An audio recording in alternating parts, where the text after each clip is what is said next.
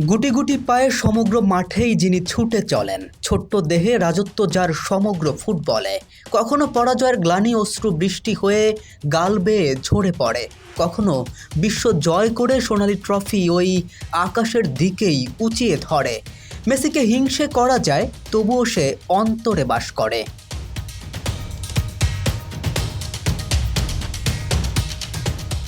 Argentina, Brazil, Latin America ফুটবলের দুই মহাশক্তি। শ্রেষ্ঠত্বের লড়াই, দলীয় সাফল্য কিংবা প্রিয় তারকার মহত্ব প্রমাণ নিয়ে ভক্তদের মাঝে চলমান মৌখিক যুদ্ধ যেন নিত্যদিনের অবিচ্ছেদ্য অংশ ভক্তদের। কিন্তু মেসি যেন না বলা প্রেমের মতো সুন্দর। মেসি যেন বিশ্ব জয়ের মতো করেই জয় করে নিতে জানেন হৃদয়। আর্জেন্টিনা ব্রাজিলের মধ্যকার ম্যাচের আগে প্রেস কনফারেন্সে দেয়া রাফিনহার বক্তব্যে তিনি আর্জেন্টিনাকে হারানোর হুঁশিয়ারি দিয়েছিলেন। অন্যদিকে ম্যাচের পরে 4-1 গোলের বিশাল ব্যবধানে ব্রাজিলকে হারানোর পরে মেসি তার ফেসবুক পোস্টে সেটার জবাবও দিয়েছিলেন। এই সব কিছু থেকে ভক্তদের মাঝেও এক বিড়ম্বনা তৈরি হয়েছিল।